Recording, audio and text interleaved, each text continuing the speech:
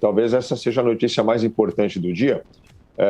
A Carta dos Poderosos, né, se é que a gente pode chamar assim, uma carta aberta com mais de 200 economistas, banqueiros, empresários e ex-autoridades do serviço público, uma carta com críticas duríssimas à atuação do governo Bolsonaro nessa pandemia. Os signatários da carta cobraram mais vacinas, máscaras gratuitas e medidas de distanciamento social e rejeitaram o que chamaram de falso dilema entre salvar vidas e garantir o sustento da população vulnerável. Assinam a carta, dentre outros nomes, Roberto Setúbal e Pedro Moreira Salles, do Banco Itaú, os ex-ministros da Fazenda Pedro Malan, Rubens Recupero e os economistas Armínio Fraga, Laura Carvalho, Helena Landau e Afonso Celso Pastore. Queria perguntar para vocês, qual é o peso, o impacto e a importância dessa carta? Essa é a carta dos brasileiros, né? Quem conhece política sabe que teve a carta aos brasileiros do Lula e agora nós temos a carta dos brasileiros.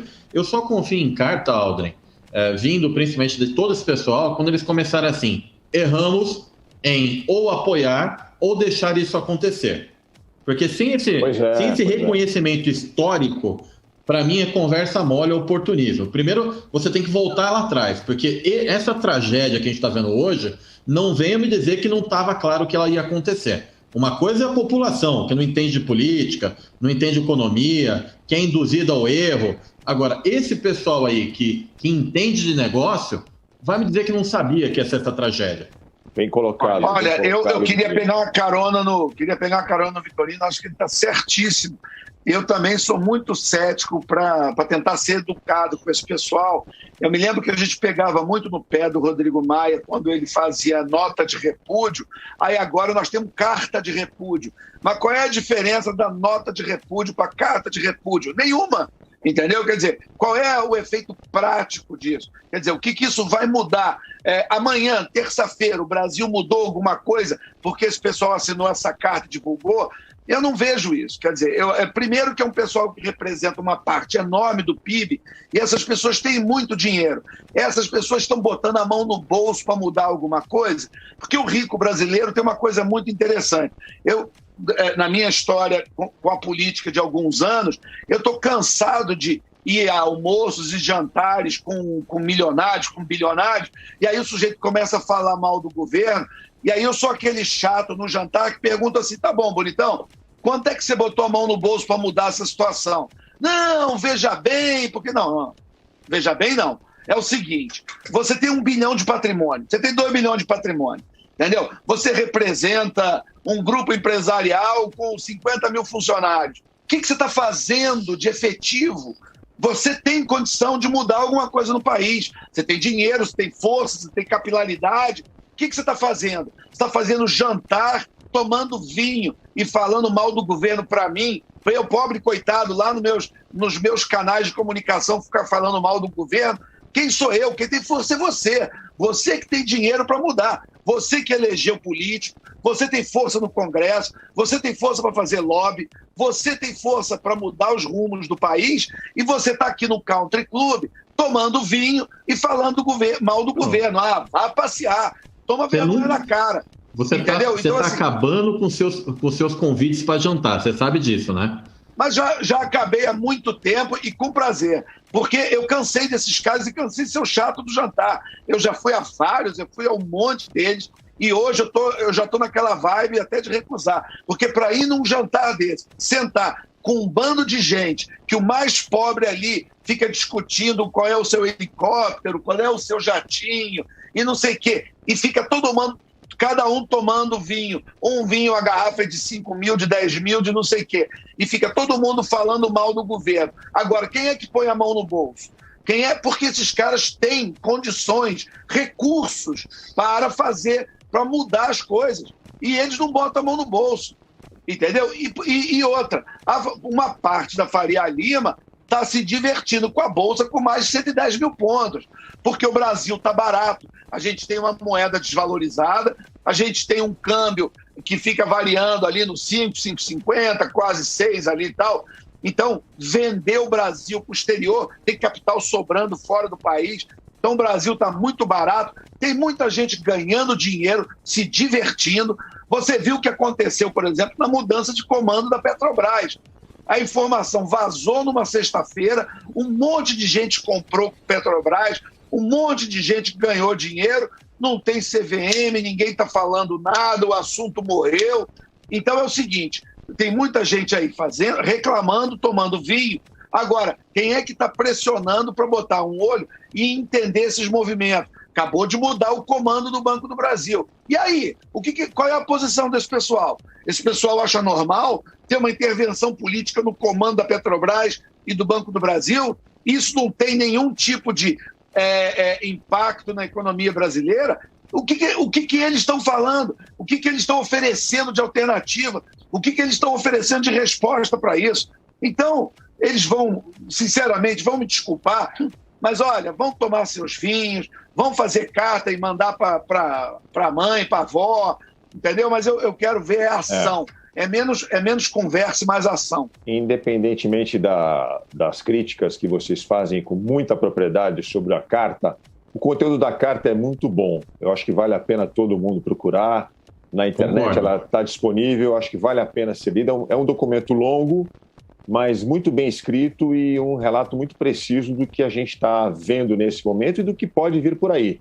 Há muitos economistas que assinam essa carta e a confirmar essa previsão que a gente vê ali nessa carta do cenário que vem pela frente é assustador.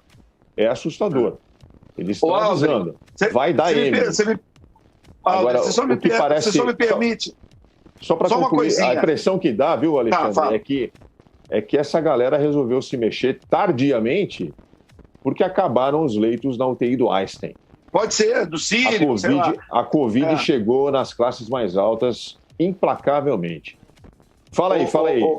Ô, Aldrin, desculpa, eu não quero ficar monopolizando esse tema, não. Todos aí têm muito a contribuir, mas é o seguinte, vocês me perdoem o ceticismo. Agora, muito bonita a carta, muito bacana, muito bem escrita. Agora eu quero o seguinte, quem é que está pedindo a cabeça do Paulo Guedes? Ou eles continuam fazendo ai, Paulo Guedes? Entendeu? Eu não quero ai. Entendeu? Eu quero o seguinte, quem é que ainda está apoiando essa política econômica? Quem é que ainda está apoiando essa equipe econômica? Porque se está apoiando a condução do Banco Central do jeito que é, se está apoiando o ministro da Economia do jeito que é, se viu o secretário de privatizações, o Salim Matar, sair do governo, não falaram nada. Viram o Paulo Ebel sair, não falaram nada. Então, enfim, fica mandando carta, mas o governo está dando cada vez mais quem comanda a economia. Quem que é? É o Rogério Marinho, são os desenvolvimentistas, é o Tarcísio, entendeu? Então, assim, você tem uma mudança demonstrável, clara, evidente, de uma linha que foi vendida lá em 2018 na campanha como uma linha liberal, de condução da economia, que seria o governo mais liberal da história do Brasil e tal, e não sei quem, um governo que não privatizou nem o que a Dilma privatizou. O governo não privatiza nem estatal que você privatiza com a caneta, que não precisa nem do Congresso.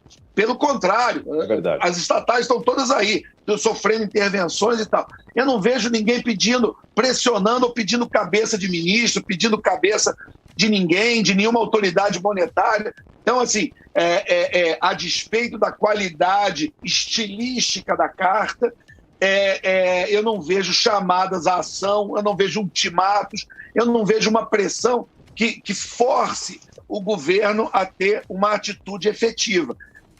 Só para terminar, o veículo que para mim é o espelho muito da Faria Lima é a Veja. Né? Você vê toda a Veja dando capa para o Paulo Guedes.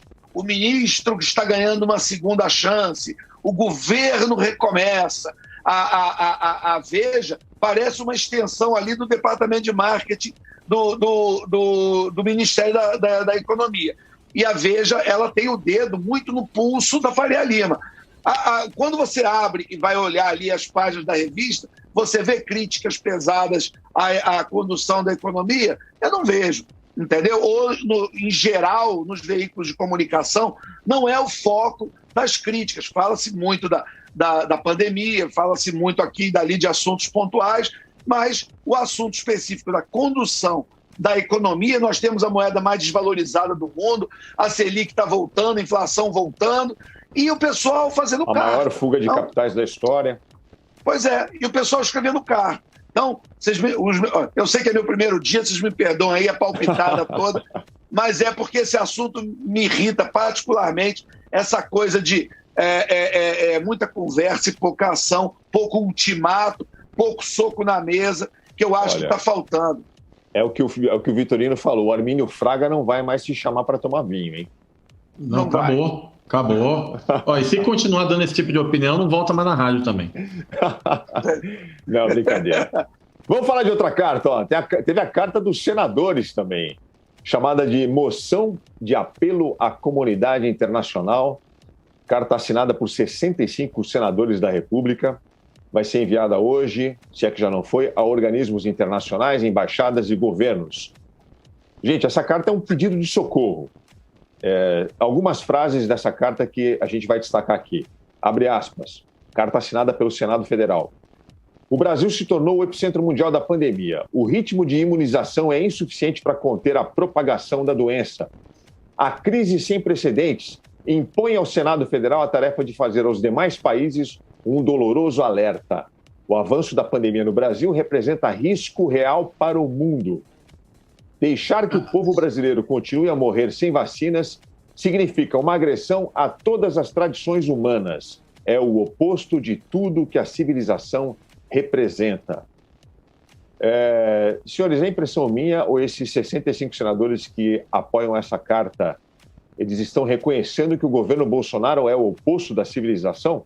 A gente tem 65, que é um número gigantesco. Se eu não estiver enganado, Vitorino, são 81 senadores, são né? 81. 81, e morreram né? Então, Covid. Exato. Aí você vê o Senado, que tem a oportunidade de fazer uma CPI da pandemia, tendo que pedir, vamos dizer, esmola, né? Porque tem que mostrar que o Brasil realmente tem que reconhecer que o Brasil está uma desgraça mesmo, né? Já que está reconhecendo isso perante os organismos internacionais, junto a outros organismos, junto a outros países, eu acho que estava na hora de fazer a CPI da pandemia, responsabilizar quem merece ser responsabilizado. A gente tem o Pazuello aí, que o Bolsonaro, aliás, nem colocou um ministro e nem tirou o outro. A gente está com 2 ministros aí, na prática a gente não tem nenhum.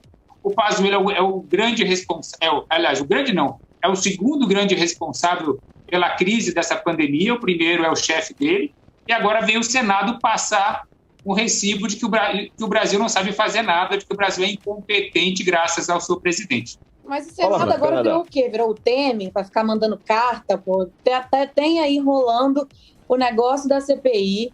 Então, fazer uma pressão no Rodrigo Pacheco, mostrar em que essa CPI pode sim... Porque, assim, eles falam, mas a CPI não vai ajudar no futuro, ela vai criminalizar o passado. Peraí, mas se a gente entender o que estão fazendo com o oxigênio, por que não compraram, por que não fizeram uma logística decente, a gente pode saber por onde começar, pelo menos. Então, assim, já estão dizendo que vai faltar oxigênio no país inteiro. A Anvisa está correndo para liberar oxigênio industrial para os hospitais. E como que isso não tem a ver com uma CPI? Como que ninguém precisa ser responsabilizado por isso? E aí a gente vai pedir para fora, para alguém vir aqui para ajudar, sendo que a gente não está se ajudando dentro de casa.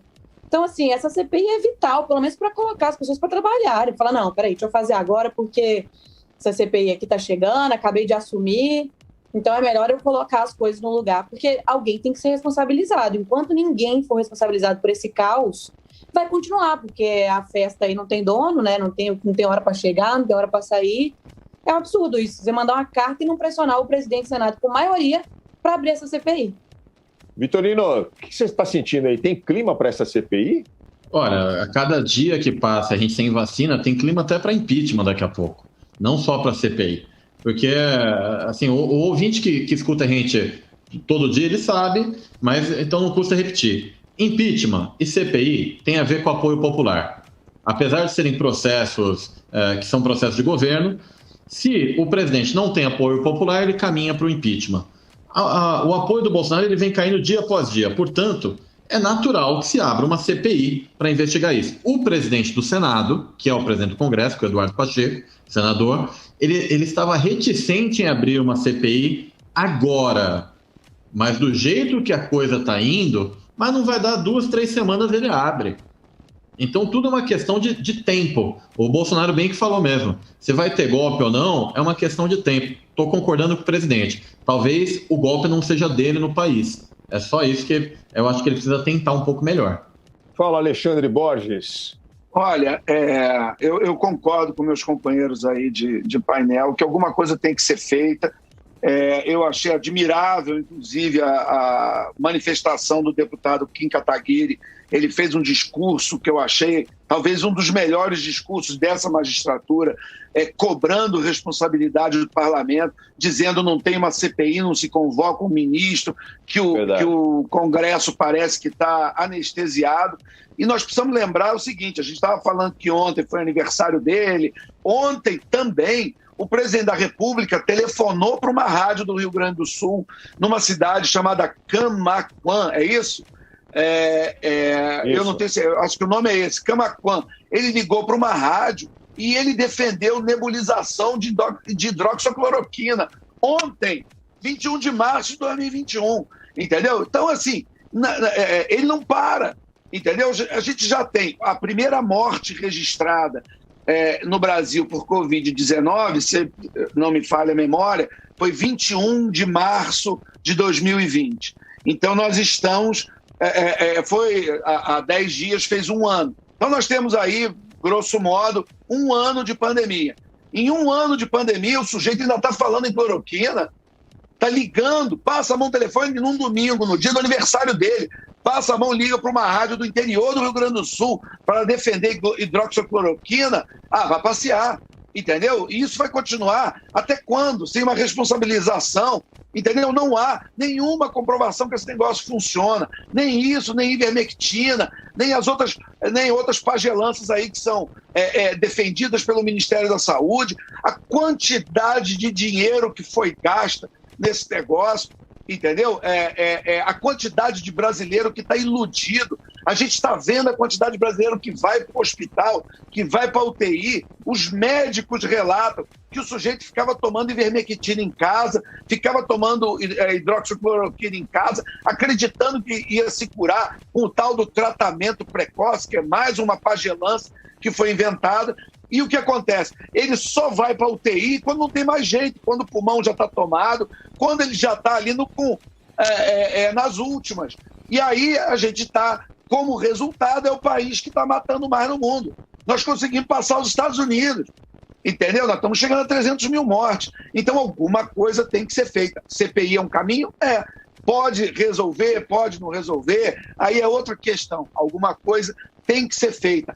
Do jeito que está, com todo mundo de braços cruzados olhando, todo mundo do mundo político, que eu digo, e também empresarial, escrevendo cartinha, fazendo mimimi, dando uma reclamadinha aqui e ali, mas não tomando atitudes efetivas para ter uma mudança de curso, a gente vai chegar a 3 mil a 4 mil mortes por dia.